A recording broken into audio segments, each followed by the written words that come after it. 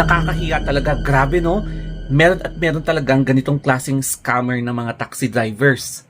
Muling sumalakay na naman itong mga scammer taxi na to at ang biniktima nila ay ang pasahero mula Terminal 2 hanggang Terminal 3. Magugulantang ka talaga kasi ang pinapabayad ng scammer na taxi na to ay 1,206 pesos. Pero tumawad ang mga pasaherong ito at bumaba sa 1,100 pesos. Pero imagine mo, Terminal 3 to Terminal 2 lang tapos umabot sa 1,100.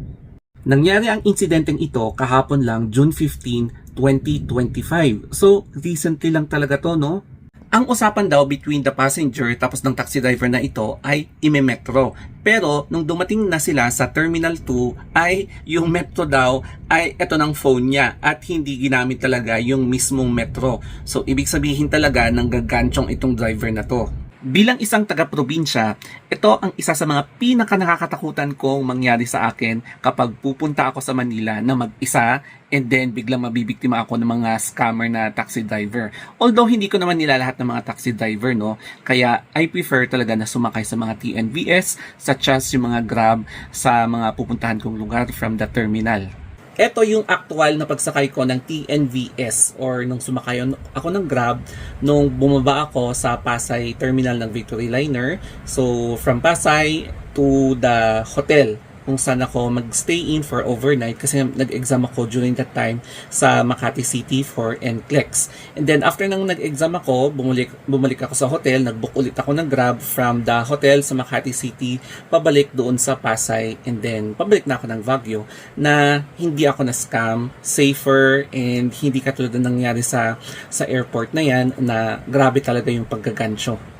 Ang isa sa mga nakakalungkot na dahilan kung bakit medyo mababa ang tourist arrival ng Pilipinas ay ang presensya ng mga scammer na taxi drivers.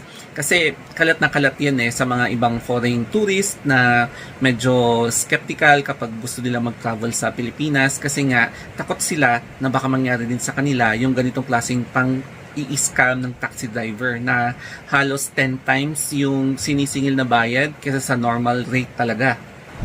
Tapos, alam nyo ba, yung deluxe na bus from Pasay City to Baguio City, yung binayaran ko dyan is more or less 640 pesos kung hindi ako nagkakamali. So, i-compare nyo ba naman yung 640 pesos from Manila to Baguio doon sa sinisingil ng scammer taxi driver na yan na from Terminal 3 to Terminal 2 na umabot pa sa 1,242 pesos. So, parang doble yung chinarge niya, no? Kesa sa binayaran ko.